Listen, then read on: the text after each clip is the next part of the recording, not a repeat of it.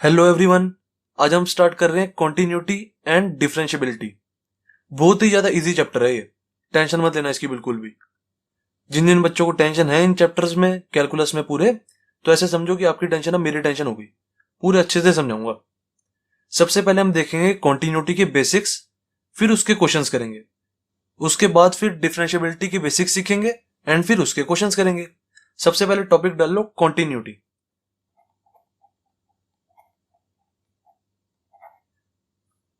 इस वर्ड से, continuity word से आपको समझ क्या आ रहा है? सबसे पहले मुझे ये बताओ। कॉन्टिन्यूटी इट मीन्स कुछ ना कुछ कॉन्टिन्यूअस होगा। कॉन्टिन्यूटी का मतलब है कॉन्टिन्यूअस होना। जैसे देखो, मेरा ये कोई ग्राफ है, ये क्या है? कॉन्टिन्यूअस है, कहीं भी बीच में ब्रेक नहीं हो रहा ना ये। जैसे देखो, मेरा एक और ग्राफ ले लेते हैं। जैसे ये कोई ग्राफ है ऐसे करके, ये बताओ कॉन्टिन्यूअस है? नहीं है कॉन्टिन्यूअस, क्योंकि ये बीच में ब्रेक हो रहा है। कॉन्टिन्यूअस का आप ऐसे भी पता लगा सकते हो, जब भी हमारा पेन उठ रहा हो तब वो कॉन्टिन्यूअस नहीं होता। जैसे देखो, यहां पे हमारा पेन उठ गया था बीच में, ऐसे मैंने यहां पे बनाया, फिर पेन को उठाना पड़ा मुझे, फिर दोबारा लगाया, ऐसे बीच में पेन उठ गया ना, तो ये हमारा नॉन कॉन्टिन्यूअस है। Non continuous. और ये हमारा कॉन्टिन्यूअस है क्योंकि इसमें देखो हमारा पेन उठा नहीं, लिफ्ट नहीं हुआ हमारा पेन, पूरा का पूरा हमने ऐसे बनाया यहां से लेके यहां तक, तो ये हमारा कॉन्टिन्यूअस है। बस मोटा मोटा हमारा यही मतलब है कॉन्टिन्यूटी का। अब मुझे एक बात बताओ, क्या ये ग्राफ हमारा पूरा नॉन कॉन्टिन्यूअस है? जो मैंने ये ग्राफ बनाया है, ये पूरा नॉन कॉन्टिन्यूअस है क्या? नहीं, ये ग्राफ यहां से लेके यहां तक तो कॉन्टिन्यूअस है ना, उसके बाद यहां से लेके यहां तक भी हमारा कॉन्टिन्यूअस है। बस इस पॉइंट पे कॉन्टिन्यूअस नहीं है। जैसे मान लेते हैं ये कोई पॉइंट है हमारा, जैसे इसको 2 मान लेते हैं, ये एक्स एक्सिस है ना हमारी, इसको यहां पे 2 मान लेते हैं। It means x is equal to 2 पे कॉन्टिन्यूअस नहीं है, बाकी जगह कॉन्टिन्यूअस है। अभी इस बारे में मैं आपको और अच्छे से भी समझाऊंगा। अभी बस इतना समझ लो कि ये वाला जो हमारा ग्राफ है ये नॉन कॉन्टिन्यूअस है, क्योंकि यहाँ पे बीच में ब्रेक हो रहा है। इस बारे में मैं आपको और अच्छे से समझाऊंगा कि कहां पे कॉन्टिन्यूअस होता है, कहां पे नहीं होता। अब मैं आपको 2-3 और एग्जांपल बताता हूं, कॉन्टिन्यूअस एंड नॉन कॉन्टिन्यूअस के। आपका कंसेप्ट अच्छे से क्लियर हो जाएगा। देखो, सबसे पहले लिख लो यहाँ पे एग्जाम्पल ऑफ कॉन्टिन्यूअस फंक्शंस। सबसे पहले ये लिखो आप, कॉन्टिन्यूअस फंक्शंस के एग्जाम्पल क्या होंगे। जैसे फर्स्ट मैं मान लेता हूं f x is equal to, जैसे एक्स ले लेते हैं। अब आप मुझे इसका ग्राफ बना के दिखाओ, f x is equal to x का। ऐसे समझो एफ एक्स की जगह वाई लिखा हुआ है, y is equal to x का मुझे ग्राफ बना के दिखाओ। कैसे बनाएंगे? याद करो ना, क्लास 10th क्लास 9th में हम करते थे। यहाँ पे एक्स वाई ले लो, ऐसे करके इसका ग्राफ बनाओ। यहाँ पे कुछ एक्स की वैल्यू लेते रहो और वाई की वैल्यू आती रहेगी। जैसे यहाँ पे मैंने एक्स की वैल्यू 1 ली, वाई की वैल्यू 1 आ गई, एक्स की वैल्यू 2 ली, वाई की वैल्यू 2 आ गई। ऐसे बहुत सारे आप ले सकते हो, जितने मर्जी। जब आप वाई इक्वल टू एक्स का ग्राफ बनाओगे तो ऐसा कुछ बनेगा, ऐसे। ये हमारा वाई इक्वल टू एक्स का ग्राफ है। तो अब आप मेरे को खुद बताओ, क्या ये हमारी जो लाइन आ रही है ये कॉन्टिन्यूअस है या नहीं है? कॉन्टिन्यूअस है, क्योंकि देखो हमारा कहीं भी पेन लिफ्ट नहीं हुआ, ऊपर नहीं हुआ, पूरा हमने यहां से स्टार्ट किया, ऐसे बना दिया, ऐसे और आगे भी जा सकते थे। इट मीन्स ये वाला जो हमारा ग्राफ है f x is equal to x का, ये कॉन्टिन्यूअस होता है। ओके, अब एक और एग्जांपल देता हूं मैं आपको। जैसे f x is equal to x square ले लेते हैं, चलो इसका ग्राफ बना के दिखाओ। यहां पे कुछ वैल्यूज ले लो, पॉजिटिव नेगेटिव दोनों ले लेना, जो आपका मन करे वो वाली वैल्यूज ले लो। जब आप इसका ग्राफ बनाओगे तो कुछ ऐसा बनेगा, f x is equal to x square का। एफ एक्स को आप वाई भी मान सकते हो, ऐसी कोई दिक्कत वाली बात नहीं है। Y is equal to x square.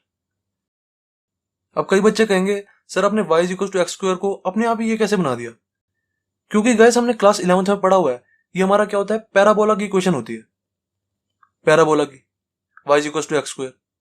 तो ये मैंने पैराबोला बना दिया। अब आप मुझे खुद बताओ, जो ये चीज है, ये वाला जो हमारा ग्राफ है, ये हमारा कॉन्टिन्यूअस है या नहीं है? कॉन्टिन्यूअस है। हेंस हमारा ये भी एग्जांपल हो गया, f x is equal to x square continuous का। एक और एग्जांपल दूं, f x is equal to mod x, ये वाला एग्जांपल भी ले सकते हो आप।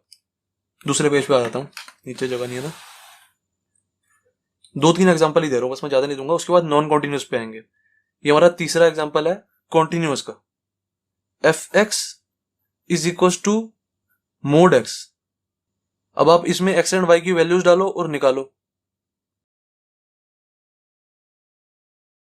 क्या आएगा? जैसे मैं एक्स की वैल्यू 1 डालता हूं तो वाई हमारा 1 आ जाएगा। इसको वाई ले लेते हैं, y is equal to mod x. X की वैल्यू 1 डाली, वाई की वैल्यू 1 आ गई। एक्स की वैल्यू अगर -1 डालूंगा तो भी हमारा 1 ही आएगा क्योंकि हमारा मोड है। देन एक्स की वैल्यू अगर 2 डालूंगा तो ये भी हमारा 2 आ जाएगा। एक्स की वैल्यू -2 डालूंगा तो फिर भी हमारा ये 2 ही आएगा क्योंकि ये हमारा मोड है। यहाँ पे मैं -2 डालूंगा तो ये प्लस का बन जाएगा। तो अगर आप इसका ग्राफ बनाओगे तो ये हमारा कुछ ऐसे बनेगा। ये गाइस आपको भी पता होना चाहिए कि हमारा y is equal to x का ग्राफ कैसे बनता है, y is equal to x square का ग्राफ कैसे बनता है, y is equal to mod x का ग्राफ कैसे बनता है। अब आप क्लास 12th में आ गए हो, इतनी चीजें तो आपको पता होनी चाहिए। बिना आपको ये x एंड y की वैल्यू निकाल ही पता होना चाहिए कि y is equal to mod x का ग्राफ कैसे बनता है। मुझे पता है ऐसे बनेगा, आप चाहे वैल्यूज डाल के देख लो, ऐसे बनेगा कुछ। ये हमारा y is equal to mod x का ग्राफ है। अब आप मुझे ये बताओ क्या ये कॉन्टिन्यूस है या नहीं है? 100% कॉन्टिन्यूस है। यहां से स्टार्ट किया हमने, बिना पेन उठाए इसको ऐसे बना दिया मैंने, इट मीन्स ये भी हमारा कॉन्टिन्यूस है। अब कई बच्चे कहेंगे सर ठीक है कॉन्टिन्यूस को तो हम समझ गए, अब आप नॉन कॉन्टिन्यूस का बताओ। तो आ जाते हैं नॉन कॉन्टिन्यूस पे भी। Example of non continuous functions आ जाते हैं हम इस पे भी। जैसे मैं कोई ले लेता हूं, फर्स्ट ले लेते हैं f x is equal to, मैंने जैसे कोई लिया जब मेरी x की वैल्यू 0 से छोटी है या 0 है तब मैं ले लेता हूं मेरा आंसर 1 आएगा। ठीक है, जब भी मेरी x की वैल्यू 0 से छोटी है या 0 है तब मेरा आंसर 1 आएगा। जब भी मेरी x की वैल्यू 0 से बड़ी है तब मेरा आंसर 2 आएगा। ठीक है, ये मेरा कोई फंक्शन है, समझ गए। अब अगर आप इसको बनाओगे तो कैसे बनाओगे, इसको बनाते हैं चलो। 1 2 3 1 2 3 बनाओ इसको, आपको अच्छे से समझ आएगी। माइनस आएगा, -1 -2 1 2 3। देखो जब भी हमारी x की वैल्यू 0 से छोटी है या 0 है तब हमारी y की वैल्यू क्या आ रही है 1। इसको आप y भी ले सकते हो। जब भी हमारी x की वैल्यू 0 से छोटी है या 0 है तब हमारा आंसर क्या आ रहा है 1।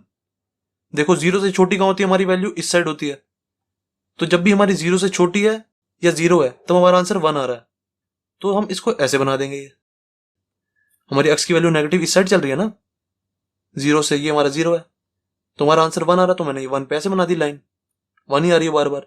जब हमारी x की वैल्यू -1 होगी तो भी 1 आ रही है। जब हमारी x की वैल्यू -2 होगी तो भी हमारा आंसर 1 आ रहा है। जब हमारी x की वैल्यू -3 होगी तब भी हमारा आंसर 1 ही आ रहा है। तो मैंने इसको ऐसे बना दिया। और जब 0 होगी तब भी हमारा आंसर 1 ही आ रहा है। सही है। अब इस पे आते हैं, जब भी हमारी x की वैल्यू 0 से बड़ी होगी, 0 से बड़ी क्या हो सकती है, 0.001 भी हो सकती है, 0.000001 भी हो सकती है, कुछ भी हो सकती है 0 से बड़ी। तो जब भी हमारी x की वैल्यू 0 से बड़ी होगी तब हमारा आंसर 2 आ रहा है। अब 0 से बड़ी सारी x की वैल्यू इस साइड होती है, इस साइड, तो हमारा आंसर 2 आ रहा है। इट मीन्स मेरे को 0 से सारी बड़ी वैल्यू लेनी है तो मैं ऐसे करता हूं, इस पे नोड बना देता हूं और 0 से सारी बड़ी वैल्यू ऐसे डिनोट कर दूंगा। ऐसे हम डिनोट करते हैं। जब भी हमें बोला होता है ना कि x की वैल्यू 0 से बड़ी है तो हम 0 पे ऐसे नोड लगा देते हैं। इस नोड का मतलब होता है कि 0 इंक्लूड नहीं है। अगर 0 इंक्लूड होता तो ऐसे हम इसको भर देते, जैसे हमने इसको भरी है, ये देखो। अब इसको ऐसे हम नोड बनाते हैं, इट मीन्स हमारा 0 इंक्लूड नहीं है, बाकी उसकी सारी बड़ी वाली वैल्यू सारी इंक्लूड है। जब भी हमारा x की वैल्यू 0 से बड़ी है तो हमारा आंसर 2 आ रहा है। तो मैंने ये ग्राफ बना दिया। अब आप खुद मुझे बताओ क्या ये ग्राफ हमारा कॉन्टिन्यूअस है या नॉन कॉन्टिन्यूअस है? ध्यान से बताना।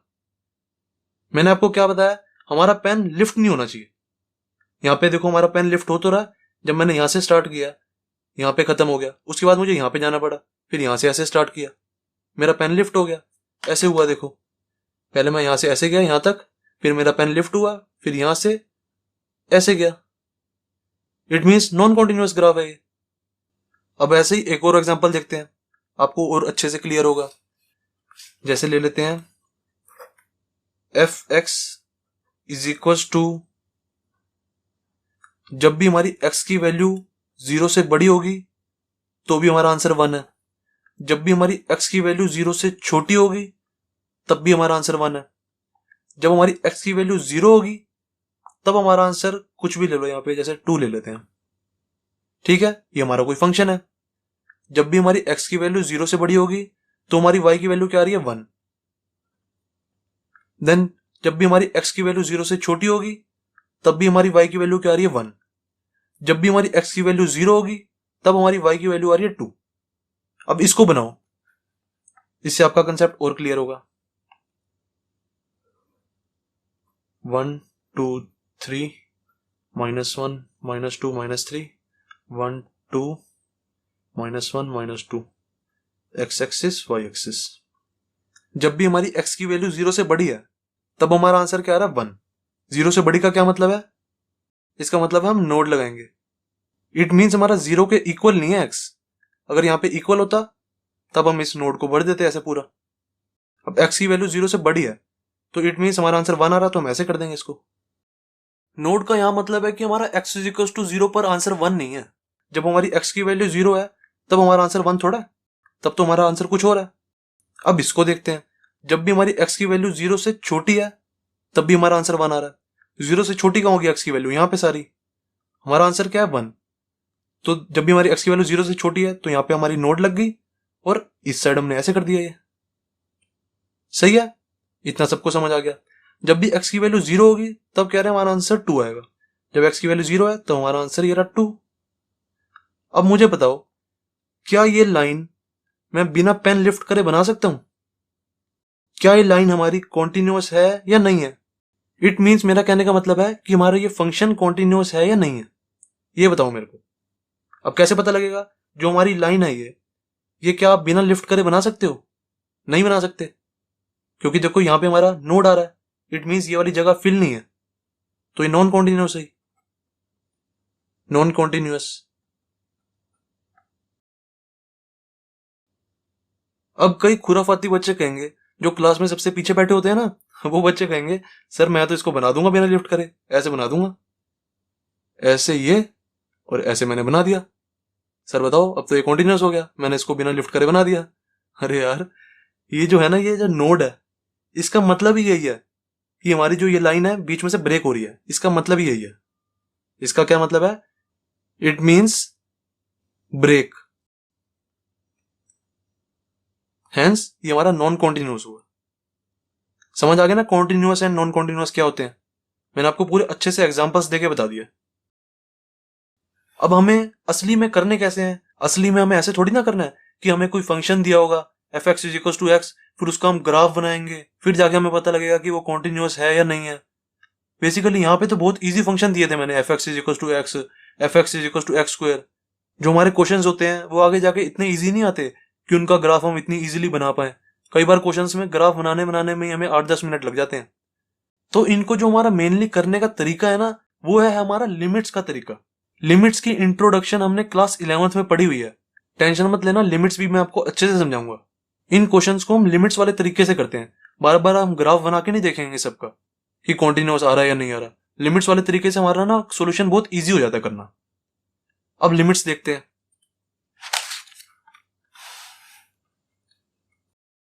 हेडिंग डाल लो लिमिट। लिमिट के बारे में समझते हैं अब थोड़ा सा। लिमिट को हम डिनोट कैसे करते थे? ऐसे लिखेंगे LIM, जैसे x टेंस टू 2, या ऐसे भी लिख सकते हैं LT x टेंस टू 2। ऐसे भी लिख सकते थे लिमिट x टेंस टू 3 या LT x टेंस टू 3। इसका क्या मतलब होता है? टेंस टू या अप्रोचेस टू भी कह सकते हो।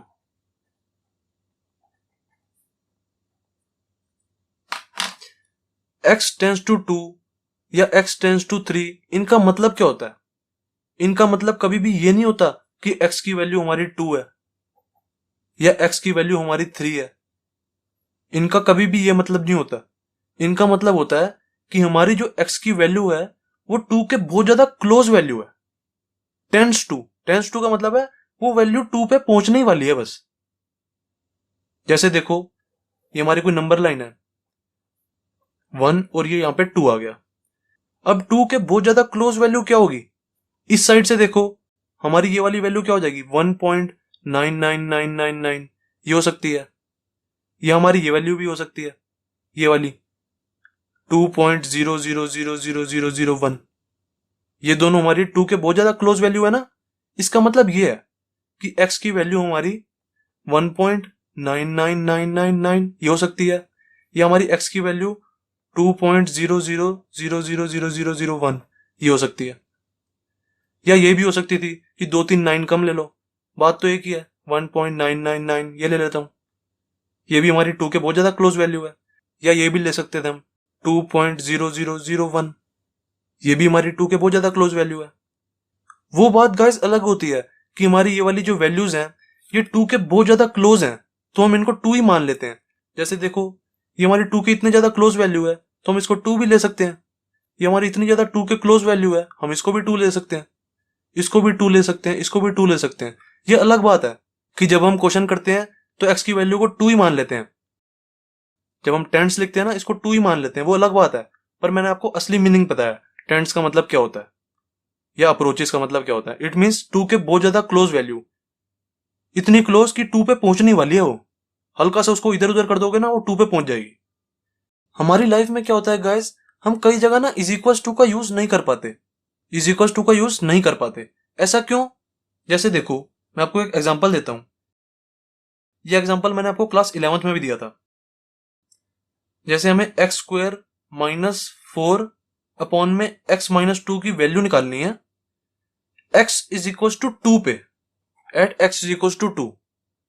तो देखो जब आप x की वैल्यू 2 डालोगे इसमें तो हमारा आंसर आ जाएगा, यहाँ पे 2 डाला मैंने तो 2 का स्क्वायर 4, 4 माइनस 4 0, और यहाँ पे भी 0, 0 बाय 0 आ गया। और हमारा जो 0 बाय 0 होता है ये इनवैलिड होता है, ये कभी भी किसी का आंसर आएगा ही नहीं। हमारे मैथमेटिशियंस ने कोई भी ऐसा क्वेश्चन, कोई भी ऐसा सम नहीं बनाया जिसका आंसर 0 बाय 0 आए। ये हमारा इनवैलिड होता है, इनवैलिड कह लो या इनडिटर्मिनेट कह लो।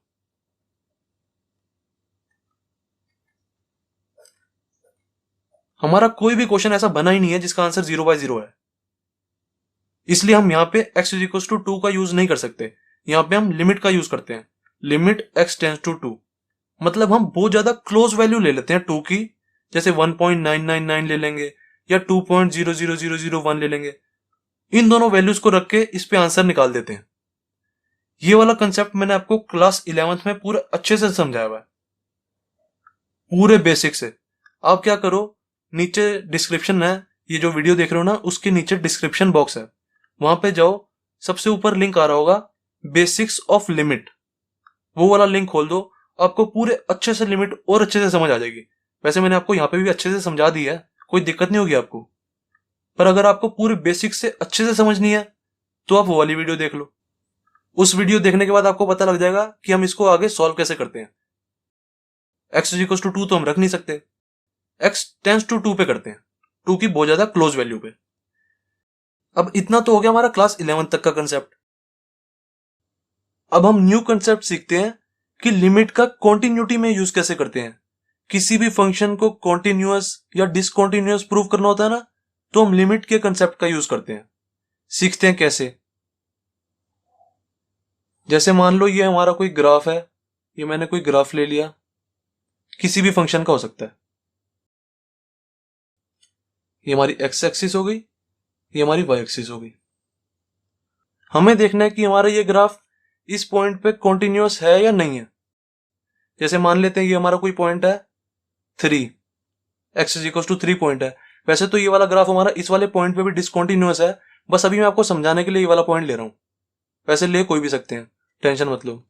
हमें at x is equal to 3 पे चेक करना है कि जो ये हमारा ग्राफ है ये कॉन्टिन्यूअस है या नहीं है। तो हम कैसे चेक करते हैं, लिमिट्स के कंसेप्ट से, वो सीखते हैं। कैसे करेंगे चेक, जो हमारा ये पॉइंट है ना इससे हल्की सी छोटी वाली वैल्यू ले लेंगे, हल्की सी छोटी वाली वैल्यू। जैसे हमारा point x is equal to 3 है ना, ये इससे हल्की सी छोटी वाली वैल्यू ले लेंगे। जैसे मैंने 2.999 ले ली, और इससे हल्की सी बड़ी वाली वैल्यू ले लेंगे, जैसे मैंने 3.000001 ले ली।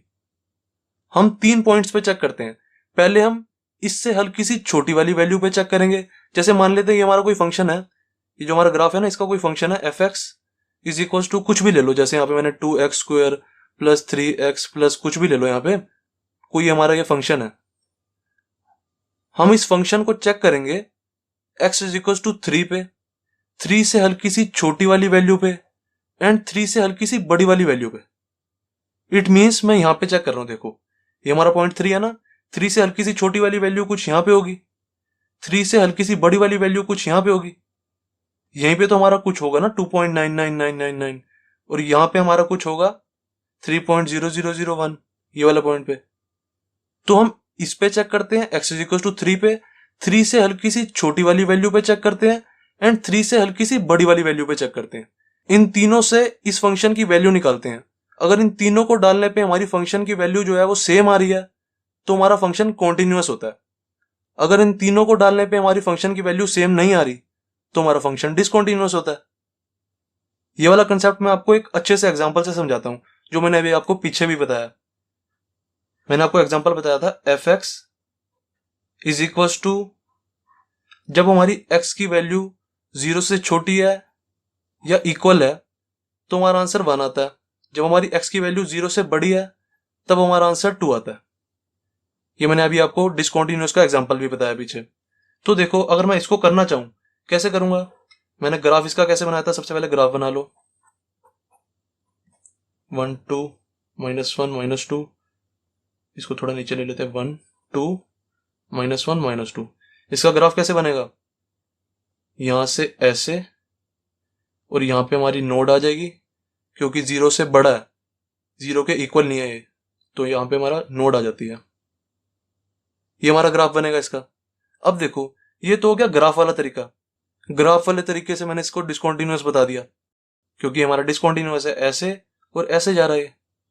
अब आते हैं अपने लिमिट्स वाले कंसेप्ट पर। लिमिट्स वाले कंसेप्ट से कैसे करेंगे, सबसे पहले देखेंगे कि हमारी डेफिनेशन ब्रेक कहां पे हो रही है। देखो, जो हमारा x है वो 0 से छोटा है तो हमारा आंसर 1 आ रहा है, या इक्वल भी ले लो। जब हमारा x 0 से छोटा है या इक्वल है तब हमारा आंसर 1 आ रहा है। जब हमारा x 0 से बड़ा है तब हमारा आंसर 2 आ रहा है। हमारी डेफिनेशन ब्रेक कहां पे हो रही है, 0 पे। जब 0 से छोटा है तो ये, 0 से बड़ा है तो ये। इट मीन्स हमारी डेफिनेशन 0 पे ब्रेक हो रही है ना, तो हम 0 पे चेक करेंगे इसको, at x is equal to 0। जैसे मैंने इसको at x is equal to 3 पे चेक किया था ना, ये तो मैंने ऐसे ही अपने आप कर लिया था अपने मन से।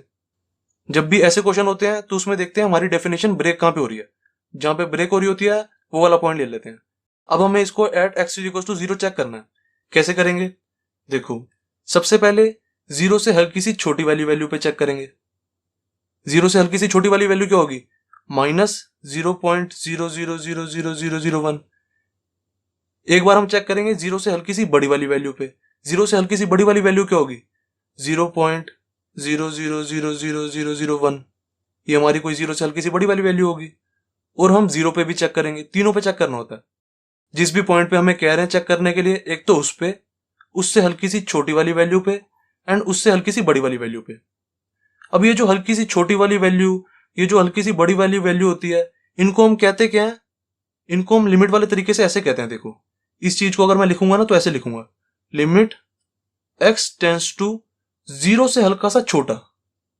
इस चीज को मैं क्या लिखूंगा, ये देखो 0 से हल्की सी बड़ी वाली वैल्यू है ना, तो इसको मैं ऐसे लिखूंगा, लिमिट x टेंड्स टू 0 से हल्का सा बड़ा। इसका मतलब होता है जो हमारी वैल्यू है x की, वो हमने 0 से हल्की सी छोटी वाली ली है। ऐसे ही इसका क्या मतलब है, जो हमारी वैल्यू है x की, वो हमने 0 से हल्की सी बड़ी वाली वैल्यू ली है।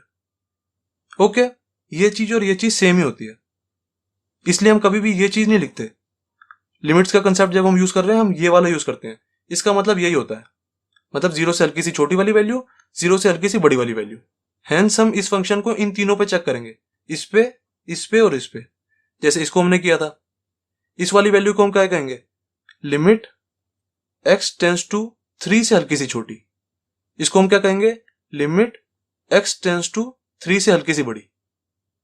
हम ये चीज लिखते हैं। और इसको हम कहते क्या है, LHL, इसको हम क्या कहते हैं, RHL। ऐसा मैंने क्यों कहा, क्योंकि आप खुद देखो, जैसे हम 3 ले रहे हैं ना, तो यहाँ पे नंबर लाइन पे जैसे आपने 3 बनाया कहीं, तो 3 से हल्की सी छोटी वाली वैल्यू कहाँ होगी, इस साइड होगी ना, और 3 से हल्की सी बड़ी वाली वैल्यू कहाँ होगी, यहाँ पे होगी।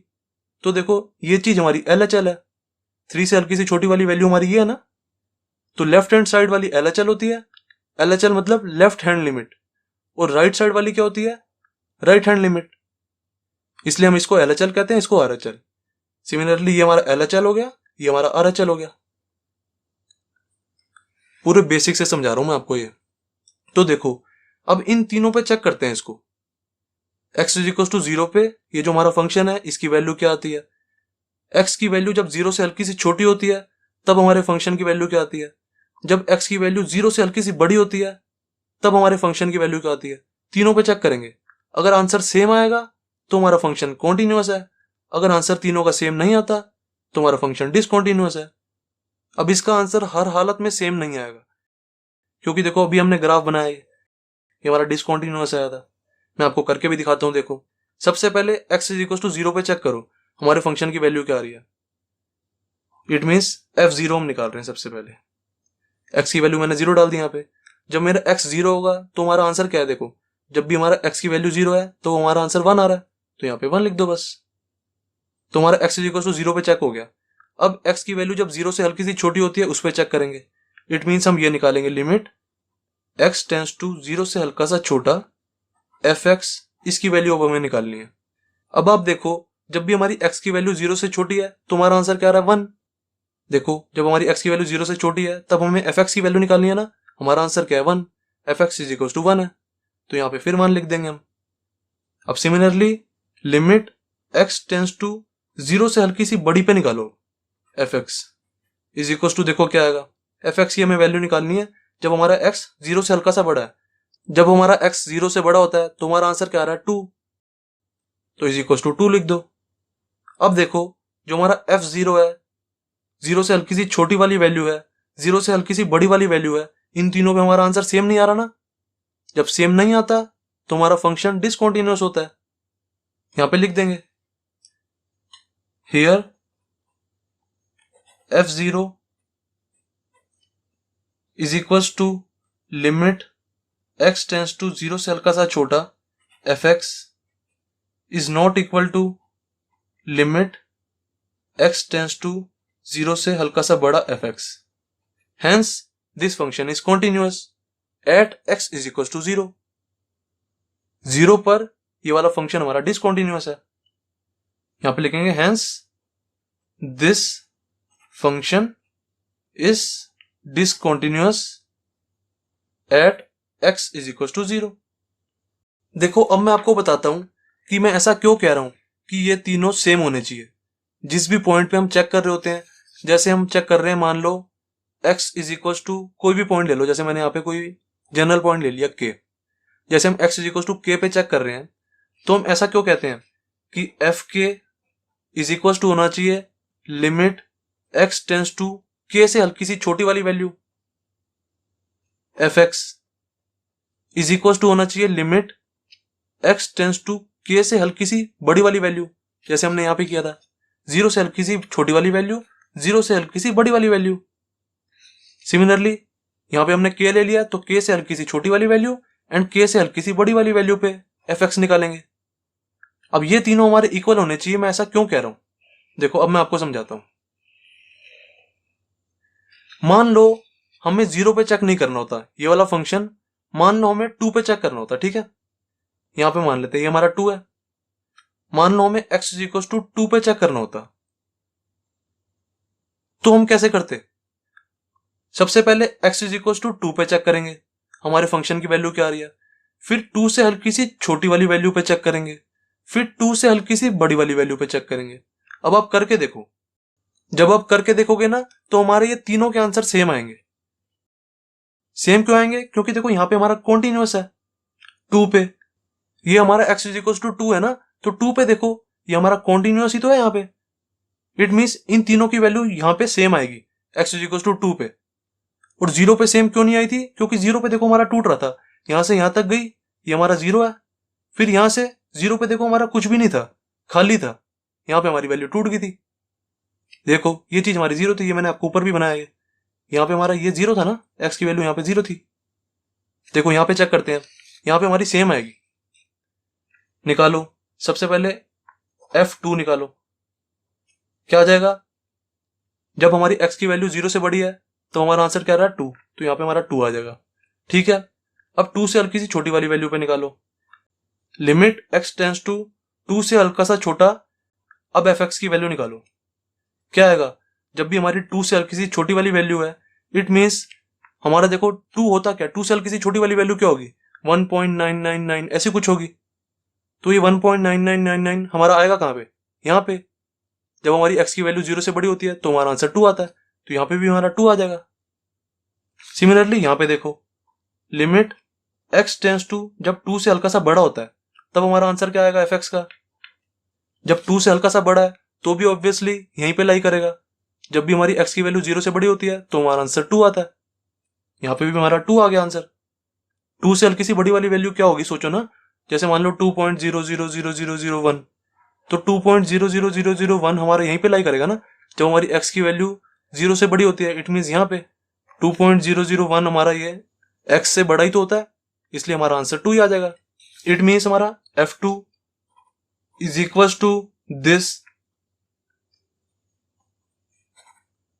इज इक्वल टू दिस, तीनों इक्वल आ गए।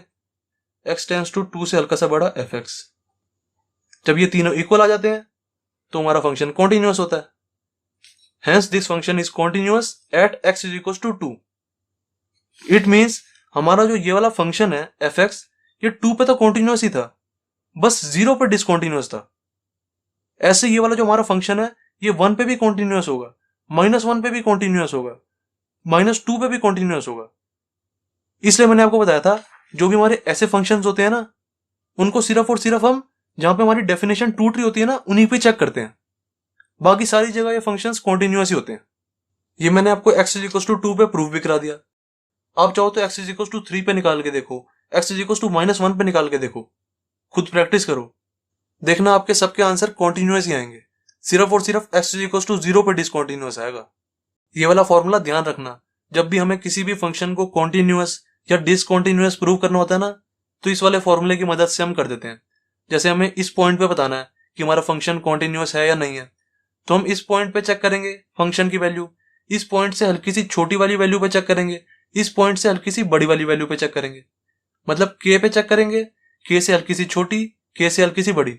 अगर तीनों इक्वल आए तो हमारा फंक्शन कॉन्टिन्यूअस है, अगर तीनों इक्वल ना आए तो हमारा फंक्शन डिसकॉन्टिन्यूअस है। तीनों इक्वल आने चाहिए। अगर कोई 2 इक्वल आ रहे हैं एंड तीसरा इक्वल नहीं आ रहा तो भी हमारा डिसकॉन्टिन्यूअस ही होता है। कॉन्टिन्यूअस होने के लिए हमारे ये तीनों इक्वल चाहिए हमें, ये ध्यान रखना, हम आगे यूज करेंगे। अब मैं आपको एक और एग्जांपल कराता हूं जिससे आपका कंसेप्ट और क्लियर होगा अच्छे से। जब तक पूरा कंसेप्ट क्लियर ना हो जाए मैं इसे छोड़ता नहीं हूं। अब दूसरा एग्जांपल देखते हैं। जब हमारा fx इज इक्वल्स टू, जब x की वैल्यू 0 से बड़ी हो, जब x की वैल्यू 0 से छोटी हो, तब तो हमारा आंसर 1 आता है। जब हमारी x की वैल्यू 0, तब हमारा आंसर 2 आता है। ये मैंने आपको पीछे एग्जांपल लिया था डिसकॉन्टिन्यूअस का। अब इसको बिना ग्राफ बनाए मैं आपको बताता हूं कैसे करना है।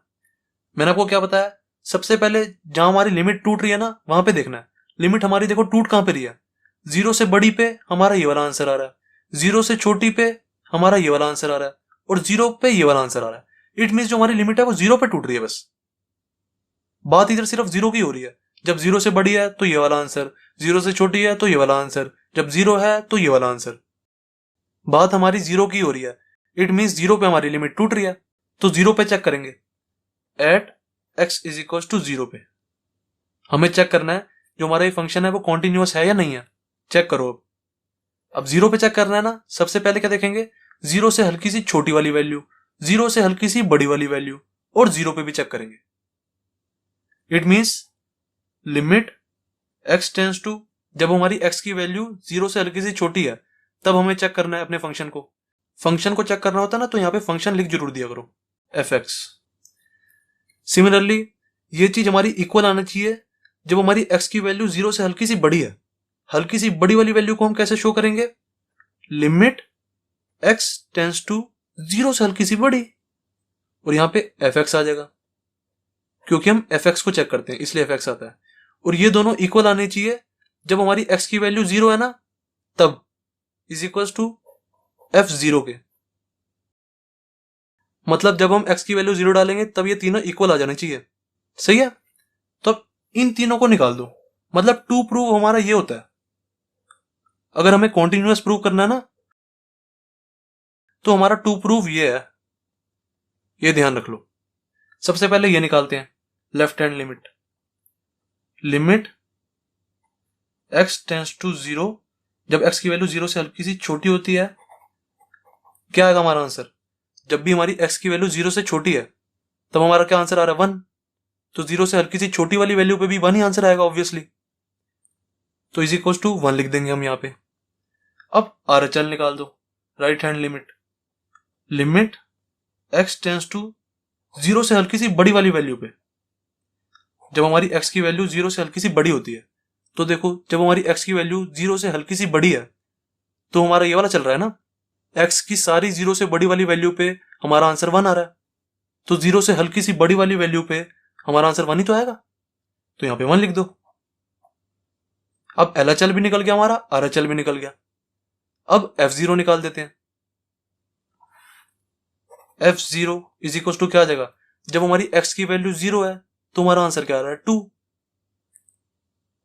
तो ये हमारा आंसर हो गया। इट मीन्स हमारा LHL, RHL और F0 तीनों इक्वल नहीं आए। ये 1 आ रहा है, ये 1 आ रहा है, ये 2 आ रहा है, तीनों इक्वल नहीं है, तो हमारा ये डिसकंटीन्यूअस फंक्शन है at x is equal to 0। This function is discontinuous at x is equal to 0। देखो जो हमारा इसका पीछे ग्राफ बना था वो क्या बना था? जब भी हमारी x की वैल्यू 0 से बड़ी है और 0 से छोटी है तो हमारा आंसर 1 आ रहा है। यहां पे कहीं जैसे मान लेते हैं हमारा 1 है। जब भी हमारी 0 से बड़ी है x की वैल्यू,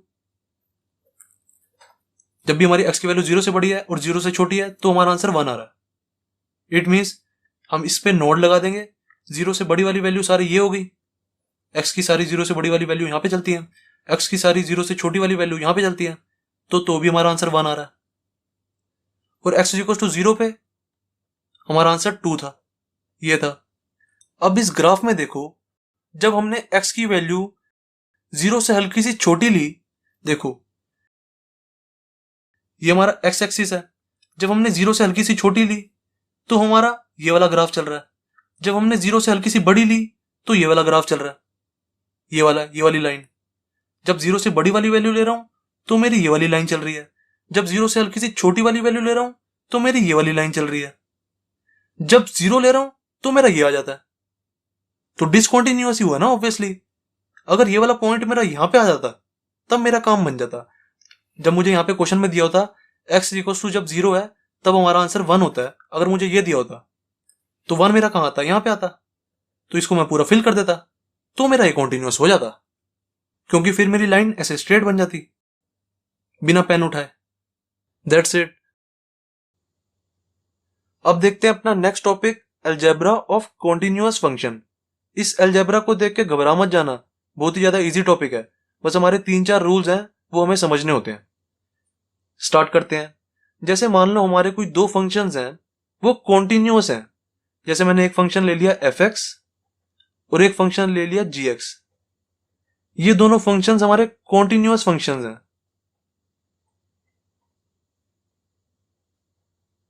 तो हमारा रूल क्या कहता है? फर्स्ट रूल है, जब हमारे दो फंक्शंस कॉन्टिन्यूअस होते हैं ना, फिर अगर हम उनका ऐड करवाएं तो जो भी हमारा आंसर आता है वो भी कॉन्टिन्यूअस ही होता है। फर्स्ट पॉइंट क्या है हमारा? जब हमारे कोई दो फंक्शंस कॉन्टिन्यूअस हैं, अगर हम उनका ऐड करवाते हैं fx प्लस gx करवाएं तो ये भी हमारा कॉन्टिन्यूअस ही आता है। fx plus gx is continuous. जैसे मान लो मेरा कोई fx फंक्शन था, मेरा कोई gx फंक्शन था, मैंने इसको दोनों को ऐड करवाया तो मेरा कोई आंसर आया ऐसे, मेरा कोई ग्राफ ऐसे बना। तो ये जो मेरा ग्राफ बना है ना, ये कॉन्टिन्यूअस होगा हर एक पॉइंट पे, चाहे मैं ये वाला पॉइंट ले लूं चाहे मैं ये वाला पॉइंट ले लूं। जैसे ये मेरी कोई एक्स एक्सिस वाई एक्सिस मान लेते हैं, ये पॉइंट जैसे मेरा है कोई 2 है, जैसे ये मेरा पॉइंट कोई 3 है, जैसे ये मेरा कोई पॉइंट है 7, हर एक पॉइंट पे ये जो हमारा ग्राफ होगा ये कॉन्टिन्यूअस ग्राफ होगा। F x plus g x is continuous at x is equal to क्या लिख दें, x is equal to c लिख दें। मैंने हर एक पॉइंट को एक कॉमन पॉइंट नाम दे दिया c, at x is equal to c, मतलब हर एक पॉइंट पे कॉन्टिन्यूअस होगा हमारा f x plus g x. ऐसे ही अगर मैं एफ एक्स में से जी एक्स को माइनस करूंगा वो भी हमारा कॉन्टिन्यूअस आएगा। ये हमारा सेकंड रूल है, f x minus g x is continuous हर एक पॉइंट पे, हर एक पॉइंट को मैं डिनोट कर रहा हूं सी से, at x is equal to c. ऐसे ही हमारा थर्ड पॉइंट है, जब मेरे कोई दो फंक्शंस कॉन्टिन्यूअस होते हैं, अगर मैं उनका मल्टीप्लाई कराऊं ना तो भी हमारा जो आंसर आता है वो भी कॉन्टिन्यूअस होता है। एफ एक्स इंटू जी एक्स ये भी हमारा कॉन्टिन्यूअस होता है हर एक पॉइंट पे, at x is equal to c. Then fourth point है हमारा, जब मेरे कोई दो फंक्शंस कॉन्टिन्यूअस होते हैं, अगर मैं उनका डिवाइड करवाऊं, मतलब F x by g x करवाऊं, तो मेरा जो भी आंसर आता है वो भी कॉन्टिन्यूअस होता है। इस कॉन्टिन्यूअस हर एक पॉइंट पे सिवाय एक पॉइंट के, सिर्फ और सिर्फ एक पॉइंट ऐसा होगा जिसपे ये वाला जो हमारा इसका जो ग्राफ बनेगा ना वो कॉन्टिन्यूअस नहीं बनेगा। वो पॉइंट क्या होगा, जब हमारा ये जी एक्स 0 होगा। तो जब भी हमारे किसी के डिवाइड में 0 होता है तो आंसर क्या आ जाता है हमारा, नॉट डिफाइन। इट मीन्स ये हमारा नॉट डिफाइन बन जाएगा। अब इसका मतलब ये है हमारा जी एक्स 0 नहीं होना चाहिए, बाकी हर एक पॉइंट पे कॉन्टिन्यूअस आएगा इसका ग्राफ। तो हम लिखेंगे f x by g x is continuous at x is equal to c. बस यहां पे लिख देंगे except g x can not be 0। यहां एक्सेप्ट रहने दो, बस कॉमा लगा दो। F x by g x is continuous at x is equal to c, हर एक पॉइंट पे कॉन्टिन्यूअस होगा, सिर्फ जी एक्स जब 0 हो जाएगा ना उस पे कॉन्टिन्यूअस नहीं होगा। इट मीन्स जी एक्स मेरा 0 नहीं होना चाहिए। बस ये मेरे 4 रूल्स हैं।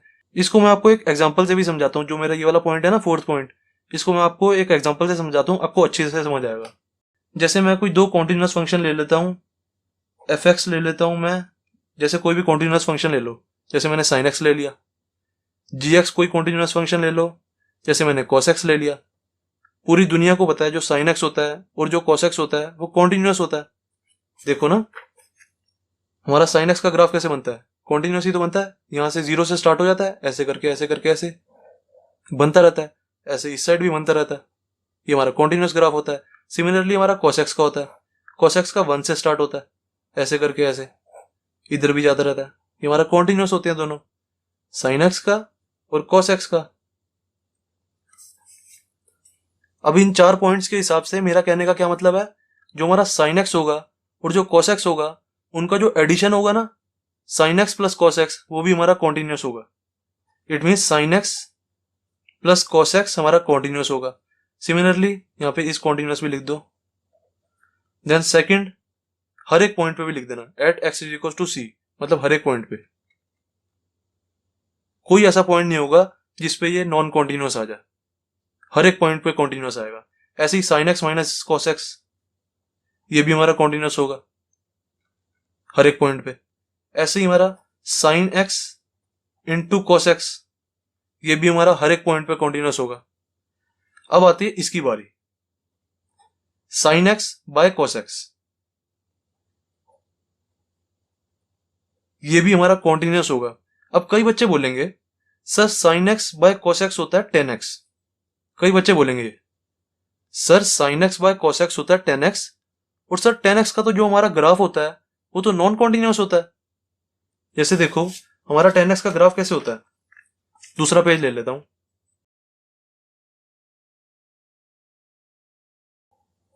जिस जिस बच्चे को 10x का ग्राफ खुद पता है ना, वो खुद बना के देखो।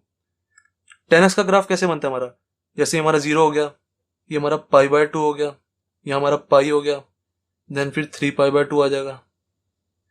10x का ग्राफ कैसे बनता है, 0 से स्टार्ट होता है।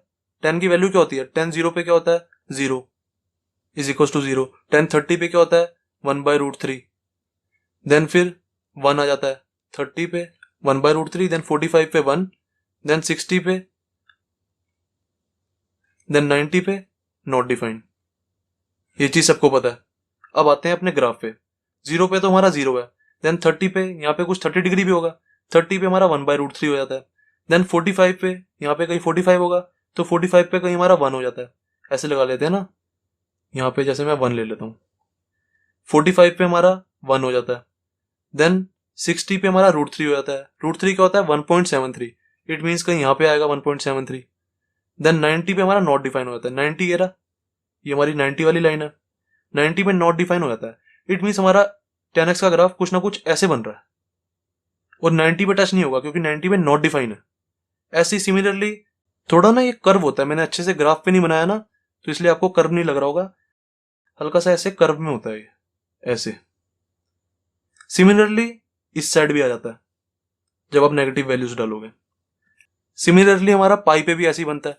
पाई हमारा यहाँ पे है, ऐसे करके 3π/2 पे जाके नॉट डिफाइन हो जाता है। ऐसे ही यहाँ पे भी बन जाता है, ऐसे करके नीचे। कभी भी इस लाइन पे टच नहीं करेगा, नॉट डिफाइन होता है इस लाइन पे।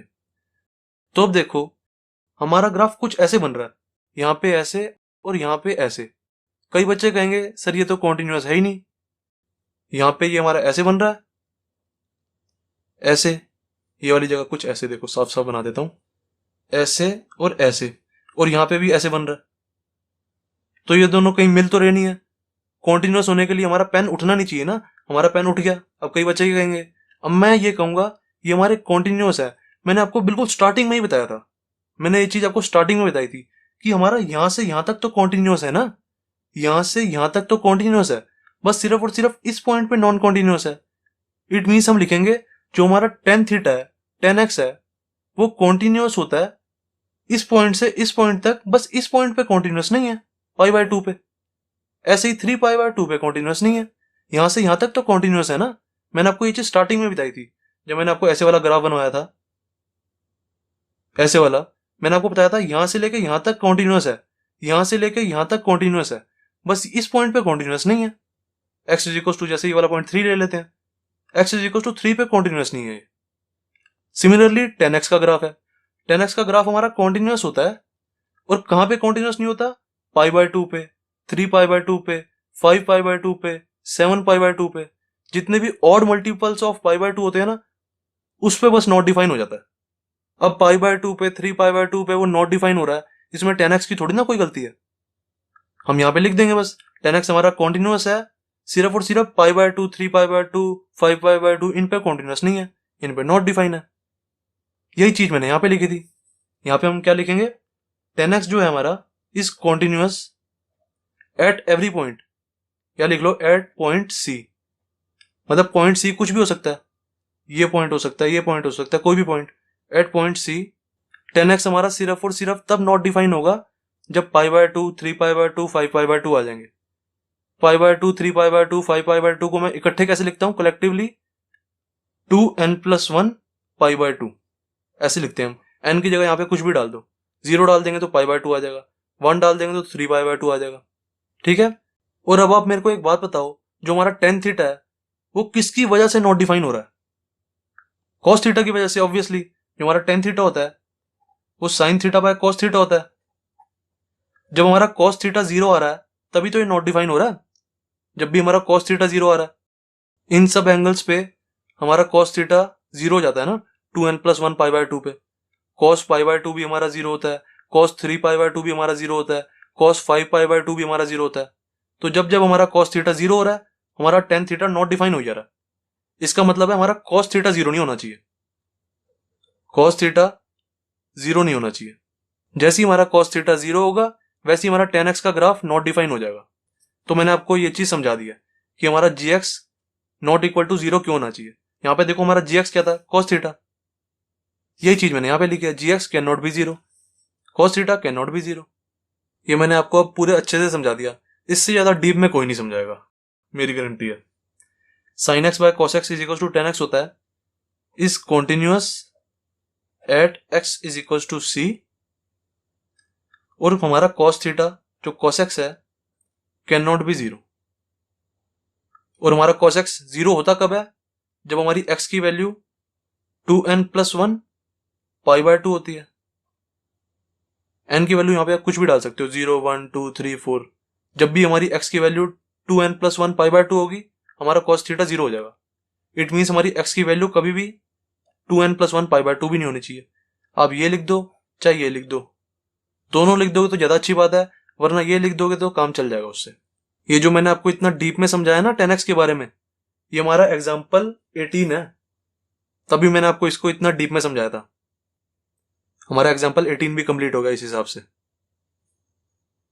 अब देखते हैं, हमारी एक थ्योरम आती है कॉम्पोजिट फंक्शंस पे, वो सीखते हैं।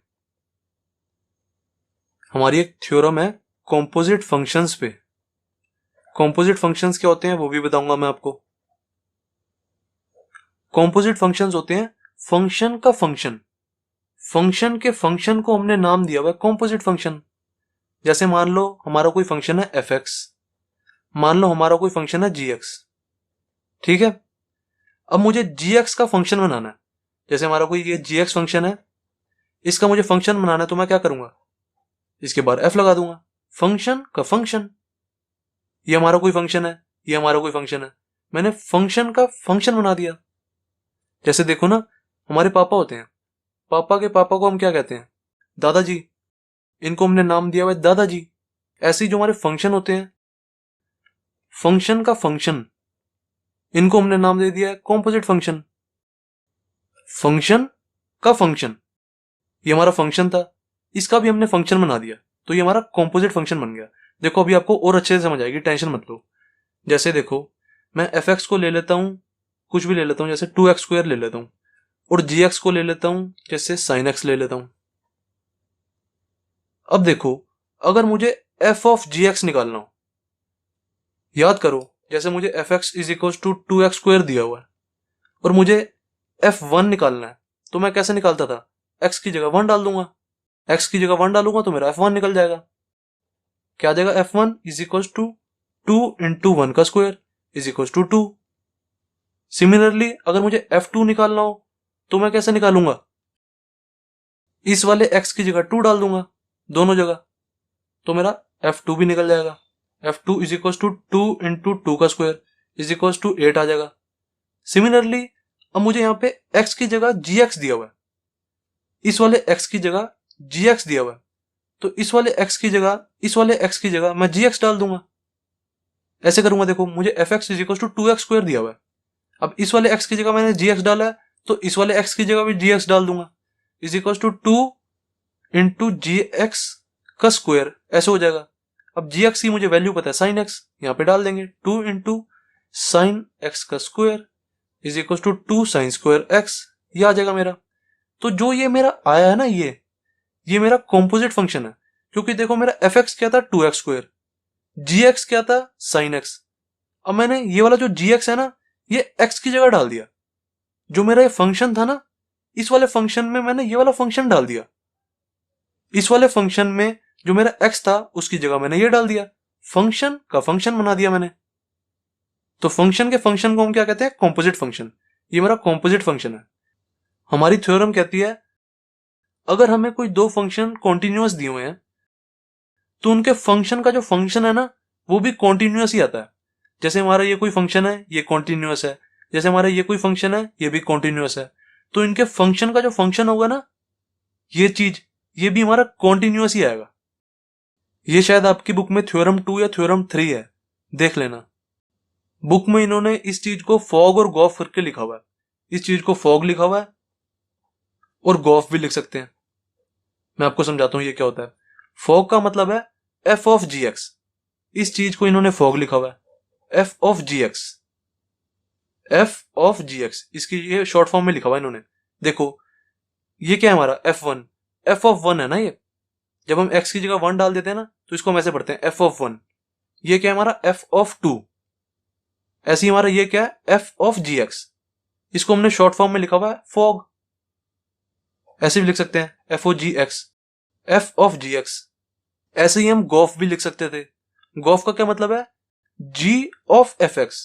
देखो जैसे हमने f ऑफ gx लिखा है, वैसे ही g ऑफ fx लिख देंगे, g ऑफ fx।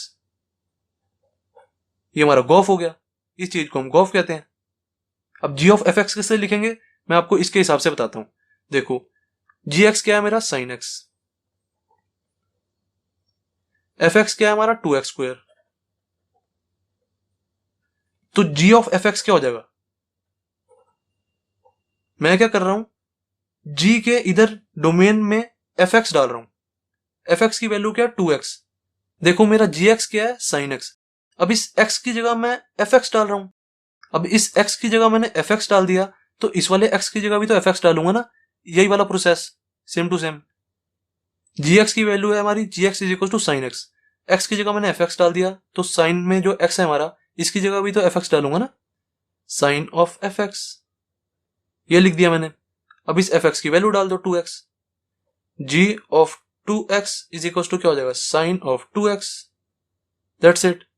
ये जो है हमारा, ये गोफ है, मतलब जी ऑफ एफ एक्स। हेंस हमारी थ्योरम क्या कहती है, अगर आपके दो फंक्शंस कॉन्टिन्यूअस है तो उनका फॉग और उनका गॉफ अगर आप निकालते हो तो वो भी कॉन्टिन्यूअस ही आएगा। ये हमने फॉग निकाल दिया, ये हमारा कॉन्टिन्यूअस आएगा। अगर हम गॉफ निकालेंगे तो वो भी हमारा कॉन्टिन्यूअस आएगा। ये हमारी थ्योरम कहती है। That's it. बस इतना ही था हमारा बेसिक कंसेप्ट। नेक्स्ट वीडियो में हम एक्सरसाइज 5.1 के क्वेश्चन स्टार्ट करेंगे।